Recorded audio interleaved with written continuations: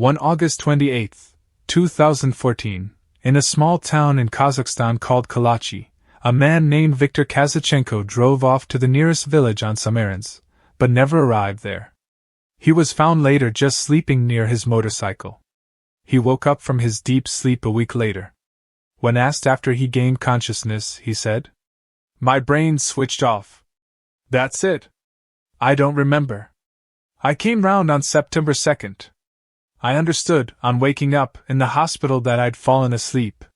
This was the first of the many cases of the sleeping sickness that began to afflict the people of the village, and no one could explain why.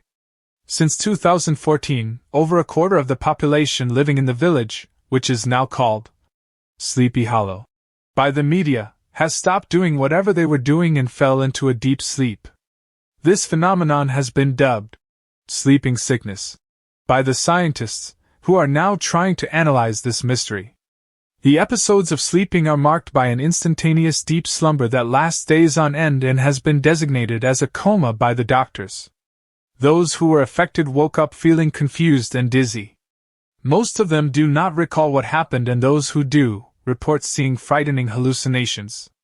To bring them into full consciousness is practically impossible on the first day, explained Professor Leonid Rykvanov, who is investigating the disease. Victims sleeping in the hospital. Even after the affected people wake up, most of them suffer some kind of symptoms that continue even after their sleeping episode.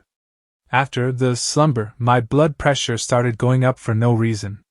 For 6 weeks, I didn't know where to put myself. It strongly affects your mentality. I'm very on edge. Viktor Kazachenko told Eurasia.net. Viktor Kazachenko, along with 30 other villagers, has already been affected by this mysterious condition twice. So what is making these villagers fall asleep? This phenomenon is the most intriguing mystery that happened in this millennium, attracting doctors and scientists from around the world to come to Kalachi. Many of them came up with interesting theories, trying to explain this. 1. Wind blowing from an abandoned uranium mine. See how close the town is to the mining area. There is an abandoned Soviet Union uranium mine next to the village. Some scientists believe that radon gas emitted from the mine that wasn't operational in 2 decades could be the cause. To buttress the claim, they found elevated level of radon gas in the village. But the doctors involved in this shot down this theory, saying, "I am an anesthesiologist myself, and we use similar gases for anesthesia, but the patients wake up a maximum in 1 hour after surgery. These people sleep for 2 to 6 days. What is the concentration of this gas then? And why one person falls asleep and somebody who lives with him does not?" The mine town. So it seems the concentration of the radon gas is not high enough to knock out someone for many days. It also doesn't explain why one person gets knocked out, while the other who is close by doesn't get the same effect. 2. Carbon monoxide (CO) poisoning. Some scientists believe the wind patterns seen and location of the village might cause the CO emitted from homes to go down and affect the people. The symptoms that we see in a case of CO poisoning is similar to the ones displayed by those who fell asleep. But this still doesn't explain why a husband might get affected but the wife who was nearby was perfectly alright. 3. Mass hysteria.